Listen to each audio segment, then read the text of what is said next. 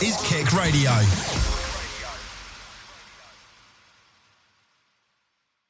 Hello and welcome back to the Southbank podcast on what is now our 40th episode. I'm joined by the ever-present Cam Gorman. You know the score by now. Cam, how are you been? I've been pretty good, Jacob.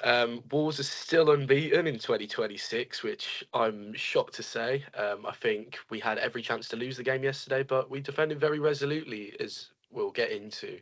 It wasn't the most exciting game, if I'm completely honest, but the main thing is Wolves are still unbeaten. We picked up a point, and we can take some positive momentum into the City game next week. But myself, I've been good, and I hope all of you listening have been great too. Yeah, that gets passed on from me as well.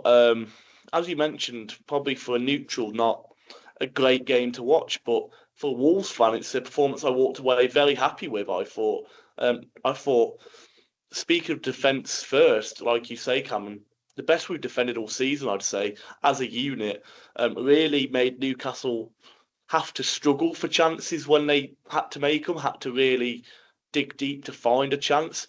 And even then, it took them 84 minutes to get a shot on target. And it seems like we're playing as a team now, Cameron, is the main thing for me. Yeah, I completely agree. We're looking like a much more cohesive unit under Rob Edwards. And all of the centre-backs put in exceptional shifts. And both full-backs, Hugo and Jackson, both were really, really good on Saturday. Sunday, sorry, I thought. But I thought the Magpies, their threats looked mostly like they come from the air. Joel Linton and Nicholas Voltemar both had some really good openings in that first half, I believe. And I was really surprised that they didn't take these chances, but luckily they didn't even get them on target, like you said. So it didn't have much trouble for Jose Sarr.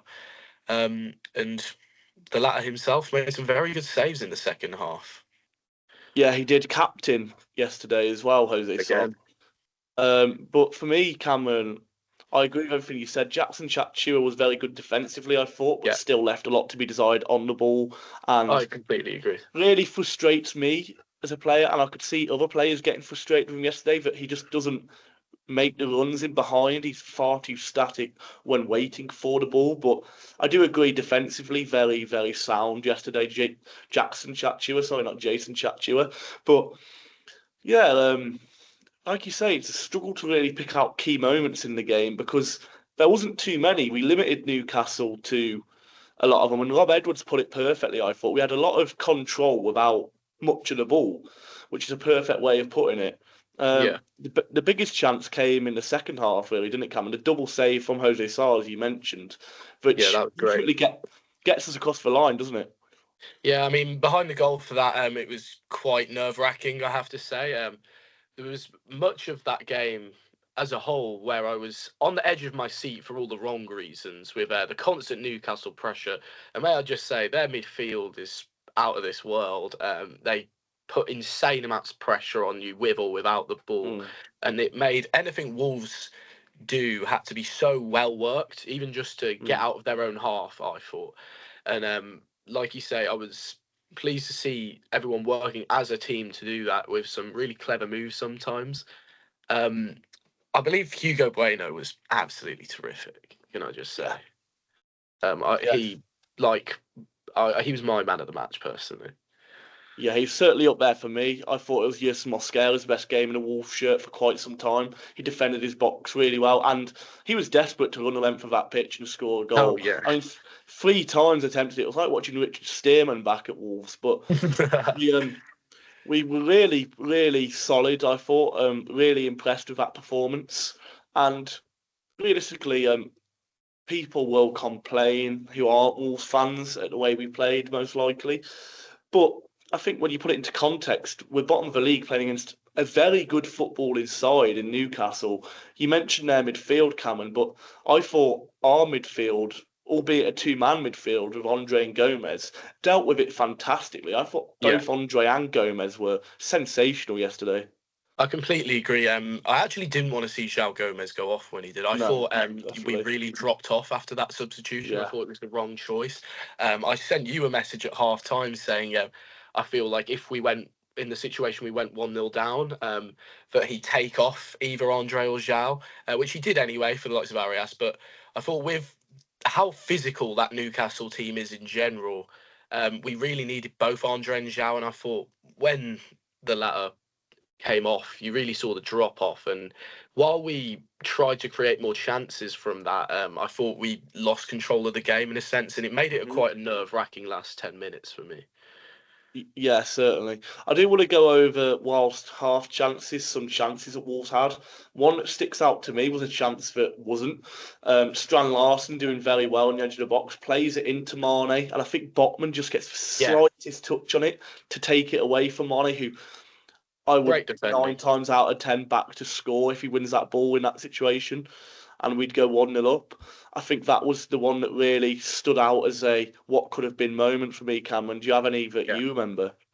No, I honestly would say that. I think more of those moments were in Newcastle's favour, if I'm completely honest. They had some very great chances, a couple of them offside. But yeah, I thought more so it came to our chance creation for me. I thought Jackson, like you mentioned previously, he was very static, and at times I feel like he forgets how quick he is, because sometimes when he is just static with the ball, he can still blitz his opposition marker with just how quick he is accelerating with the ball. But I don't know. I feel like we didn't create necessarily. It was quite sparse. I thought when Rodrigo was brought down on the counter, that could have been a big chance to win it. But a very smart challenge to bring him down. I thought overall, though, Malik Thiaw, especially, and Sven Botman were terrific. And I thought they really bullied Mane, if I'm completely honest. I thought physically he got thrown about. And it felt like a bit of a welcome to the Premier League kind of fixture. I know he's been doing very well recently, but you are going to come against your teams like Newcastle, who they're a bunch of thugs, so to speak, with the way they all play. They're all very strong all across the pitch. And yeah, I mean, Yerson Mosquera's solo run was actually almost quite good. I was shocked to see him still going and going. But yeah, I mean, he said it himself. He said he's happy with the point. He said it's normal, but they're feeling a bit sad because they knew they could have won the game. And it was a big game for us. We created chances. I like to see that kind of accountability.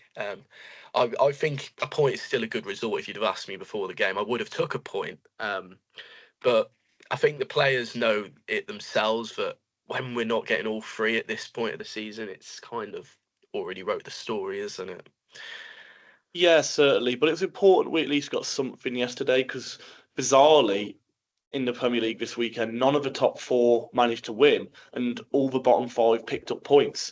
Yeah. So it was important that we joined to that, and we at least, whilst survival is a very long shot off and most likely not happening, we're at least the same amount of points as we started the weekend away from 17th. I know West Ham winning against Tottenham isn't ideal for us, but ultimately it's not particularly West Ham that matter at the minute. It's Nottingham Forest, and that they're not dragging away too much. And I expect West Ham to continue to drop points anyway. I think it was more a matter of Spurs being as poor as they are than West Ham being as good as they were on that day. But Cameron, I want to get on one thing before we really finish on the Newcastle game, get onto some transfers and look ahead to Manchester City. I don't usually like to bring this up on the podcast, but I feel like it was so negligent to a point where I have to. The refereeing performance yesterday at the Molineux was absolutely abhorrent, I thought. Disgraceful decisions, particularly Mosquera making a fantastic challenge, and he gives a chance to Trippier. Which, from my seat, I thought he'd put it top corner, similar to Croatia. It was very close. We could have easily lost the game from there. Cameron, the referee yesterday, what was he doing?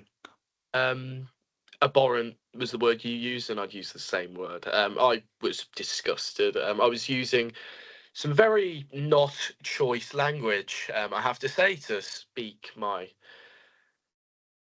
concerns about this referee. I thought, like that Mosquera challenge, I was sat in the North Bank and I had a perfect view of this, and it was an inch perfect tackle, absolutely brilliant to halt that move. and he got a booking for it. And what outraged me more about the fact he got a booking, how many times in the first half alone did Wolves players get snapped or brought down, and they'd be writhing around in pain on the floor, and there was not a single card shown.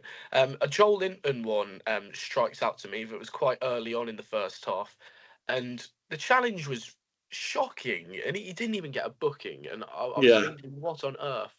The ironic jeers when Wolves finally got a free kick in the second half were quite apt, I thought, and the even more sarcastic cheers when Bruno Guimaraes got booked, if I'm not mistaken.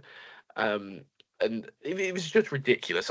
like you say, I don't think it's usually the type of thing we should call out on the podcast. I think blaming the officials is a bit of a tired, mundane where we are, but there was nothing else to say. I mean, he would have scored the goal for Newcastle if they could.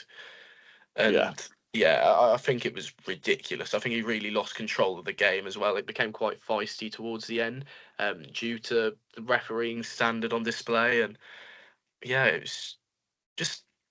I honestly think it was the worst refereeing performance we've seen all season in one of our games. Yeah, I definitely agree. But he set the precedent from the very first minute when Chap Chua, it was Mane, sorry, clearly wins the ball, and he Oh waits yeah, about 5 seconds afterwards. We continue playing. Newcastle continue playing. Then he decides to give the foul. I mean, the precedent was already set. God knows how he managed to get away from Sunday still not being the worst refereeing performance. If any of you watched the AFCON final, you know what I'm alluding to. But we all remain digress. safe. It's another point on the board for Wolverhampton Wanderers. 8 points now, really closing in on that Derby record. It's also our first 0-0 draw with Newcastle for 35 years. We went 30 straight games without a 0-0 prior to this. And it's the first top flight 0-0 between Wolves and Newcastle since October. And do you want to guess the year? 1974. He's only gone and done it. Spot No on. way. Spot on. I 1974. didn't even know anything. I thought I you'd knew seen the nothing stat. about that. No, I knew That nothing is about insane. that. Wow. We Well, don't have. I feel like fun as a fact club for we you, don't sir. have many 0-0s. I don't Yeah, recall too many it's nil. our I mean, we first don't keep top. enough clean sheets. I'm pretty sure in the league we didn't even have a 0-0 all of last season, if I'm not I mistaken. don't recall one. I don't recall one. Don't quote me Um, on that for I certain, think but I'm pretty sure that's true. the last one I can remember before this, a 0-0 at home to Fulham springs to mind, the Brula Large. I think there's definitely been one since, but There's good. the last one There that will springs have to been one mind. since. If I'm not mistaken, we had some under Lopetegui and Gary O'Neill. I don't think we I had any 0-0s under Vitor though. No, definitely not. I don't think. We had a 1-1 with Brentford. Anyway, I digress. Anyway, before our listeners lose brain cells listening to us talk about 0-0, when they might be screaming, going, "Oh, you're missing yeah, this." we yeah. But speaking of losing, we might be losing a player. We have lost a player actually. Firstly, Marshall Minetzi has gone on loan to Palace FC, who, in honesty, I'd forgotten about because he hasn't played in about must be well over a month now. Of course, been Yeah, out with an well, injury. he had an injury, and then he's not been in Rob's plans, has he? Also, Kiana Hoover going to Sheffield United. Yeah, and Emmanuel Agbadou looks not set, but it looks in the pipeline to go off to Turkey to Besiktas. Cameron, what are your thoughts on that? Well, this is becoming a bit of an interesting transfer saga, this one, because the Besiktas' president is begging in the press, basically, saying they're offering a more than suitable payment plan. But the payment plan offered to Wolves, according to the press, is an 8 instalment payment plan, which is utterly ridiculous in Wolves' position. Why are you going to accept that offer, especially with what the financial forecast will be looking like at the club in the event we go down? They're also offering a measly fee of 12 million, and Wolves understandably want more. I think we paid about 25 million for him last summer, Mm-hmm. and you'd want to be at least getting near that 20 million mark for me to offload what is on paper probably our best defender. While I would disagree for this season specifically, he is probably, in terms of player for player, our best defender at the club still. So Yeah, and I think before AFCON, he was starting to find his form a bit more yeah, I again. agree. But for me, Cameron, it was a very strange day on Saturday. We woke up to a report saying that Wolves had rejected a bid of around 14 million euros. And then fast forward about 7 hours, and a tier one source is saying that we've accepted a fee of 11.5 million euros, which was soon rubbished, but it set a bit of panic through the Wolves fan base for about an hour or so. And it was, like you say, Cameron, a very bizarre transfer saga it's turned into. Yeah, it's one of those. I think, if anything, there's some strings being pulled by Besiktas with the press. There's been a lot of talk from their president about how he is getting frustrated at Wolves wanting more money. I'm sorry, don't if you can't pay what we want, don't put in the offer and cry about it. Mm. Especially for a player who's of that sort of caliber. I know. And only Well, been with us 12 months as well. You got exactly. to. It's ridiculous. He's got plenty of time left on his contract. We're not under pressure to sell right now, technically speaking. So, yeah, I don't see the complaints. I think it's one of those they're trying to get the real rumour mill going to work in their favour. Hopefully, unsettle the player a bit too. And yeah, hopefully, then something works out for them. I'm sure that's the plan. But yeah, it's one of those. Hopefully, Fosun actually stick to their gut and don't let him go unless the money's paid. Because if he went for any less than 15 mil, I would be fuming, to be honest. Yeah, and another bizarre one, Cameron. Jorgen Strand Larsen apparently leads the next in line looking at him. And how have we gotten to a point where Leeds United are looking at poaching our footballers? I mean, I don't see this one happening, but how is it even at a point where this is feasible, Cameron? Yeah, it just shows how far the mighty have fallen, doesn't it, really? Right. I'm going to give a hot take here. We're probably going to go down. Wow. No, that's not the hot take, sorry. Give me like 35 mil and Joel Pirot, and you've got a deal. Yeah, I think Pillow would do a job for us in the He won. championship, like He you're won the alluding Golden to. Boot last year. At the end of the day, I know he's not playing in the Premier League Yeah. now, but that's more to do with the gap between the Premier League and the Championship rather than the quality of the player there. I think that'd be a decent deal for us, if I'm honest. Like, Yeah. a I very mean, good Championship striker. talking about players suited for the championship, Adam Armstrong is a player that we've been linked with in the I last don't see week, that and I materializing. honestly, neither do I, but I wouldn't mind it personally. Proved himself to be a very good championship striker at times, I and would. whilst he struggled in the Premier League, he's not scoring any less than our strikers are when he was here. So I No, personally wouldn't I don't want mind the him. move for Adam Armstrong. I don't want him. He's played for Albion. So did Steve Bull. Shh. So did But Craig Dawson. So yeah, did Sam Johnston. So did yeah, a lot of other them. players. It's just the Um, thought of but letting one of them in.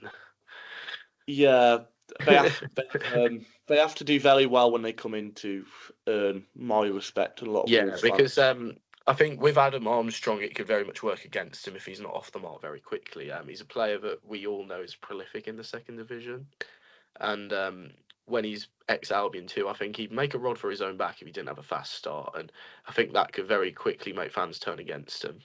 Yeah, very similar to Sam Johnson, I do agree. But we do look ahead.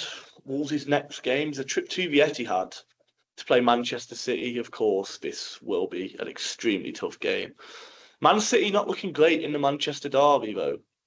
Against Man United. Haaland going down with a slight injury at half time. Did manage to play on, but will this be a factor? Will he be rested against Wolves? They've also No, got a game in midweek, but you wouldn't think so, would you, Cameron, with this being such a inherently big game for City now with that result against Man United. They don't win against Wolves and Arsenal win. They can count themselves out the title race, can't they? right. I want us to get a result. I will also be attending, but I think this is the most obvious triple captain choice of the season. Haaland loves a goal against us anyway. And to be honest, last time I was at the Etihad, I watched that man get a hat trick before half time. And yeah, it was very painful, to be honest. I'm honestly terrified every time I visited the Etihad. I don't think I've ever seen us win there. Obviously, there's the fabled 2-1, but that was a long time ago. 2-0, yeah. And City's home record is very good. Also, I think City's issues in the Manchester derby were primarily to do with their weak back line. Mark Gahey has completed his signing now, and while it's not officially announced yet, I would assume that he will play against us. I think he will start that game. John Stones also looks like he's back from injury soon. Same for Ruben Diaz. I think that's going to solve a lot of their issues. And then, not to mention, they've got Antoine Semenyo now, another player who seemingly plays well against us most of the time. So I'm not too confident, if I'm honest. I wish I was. I want to be optimistic, given we're unbeaten at the moment, and City have been a bit shaky as of late. But I think they'll have patched up their issues by then, or even if they haven't, we'll be the ones to set them back on the right track. Yeah, I mean, I think we're going to have to be very... I hate to sit here and be so pessimistic, but... Well, I think we're going to have to be very resolute defensively, as we were against Newcastle yesterday, if we want to get anything out of this game, if not more so. I mean, also, I don't think I've ever gone to the Etihad expecting anything. I don't. No, never. And I've never seen us get anything. I don't think I've seen us score a goal at the Etihad, and I've been about 4 times. This will be my 5th on Saturday. I don't think I've ever seen us score there. I wasn't lucky enough to go to the 2-0. You saw the Hwang Chan goal, yeah. But it's going to be, whilst it is Man City and they are an incredible side, they've shown at points this season they are gettable. And whilst we are bottom of the league and we're probably not a team that can get them, you never know. Mateus Mane could easily pull up and easily. I'm not sure about easily. Well, perhaps not, but there's a chance. City, of course, have big games either side of this game as well. So they may fall victim to what I felt Newcastle fell victim to yesterday, and slightly overlooking Wolves in a sense. But the counter to that argument is, like I already said, it's become a big game for them now with how the league panned out this weekend. Yeah. But Cameron, can I get a score prediction off you, if I may? I'm going to say 4-1 City. I don't think we'll concede that many. I see like a 2-1. I think they're going to be angry. They're going to be on the top of their game. I don't think Pep will allow an inch of complacency after that United embarrassment. They've become a bit of a laughing stock after that game. And I think we're going to suffer the consequences of it, if I'm so honest. And that's why I've become so pessimistic. I think there's only so long we can hold out. I think we'll try to give more going forward. I could see it being like 1-1 till late on, and then City getting quite a few late on. Hopefully our heads don't drop as much to concede that many. Yeah. Hopefully it would be like 2-1 City, but that's what I'm going for. Admittedly. Yeah, I'm going to go for 2-1 City. I fully expect us to lose, but I feel like we'll give them a game. I feel like we're playing with enough freedom, enough confidence, and we're showing that we can defend now, where I don't think we'll get battered. The big point is don't concede early. If we concede early in this game, it will become a rut, I feel. The longer we can keep it at 0-0, the more the pressure builds on City. So that's got to be do that against them. That's got to be the game plan. Of course, last year we only lost 1-0 when we went to Manchester City, but we were coming off 6 victories and had a much better side.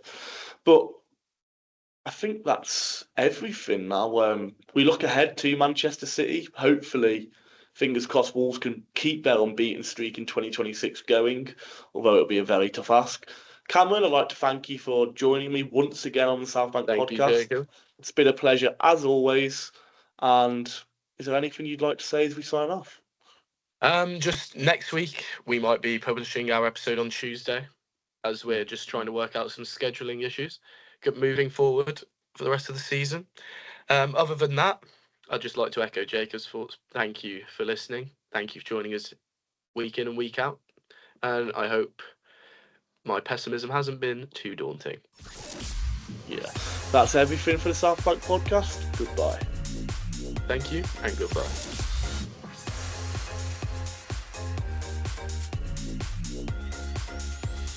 This is KIC Radio.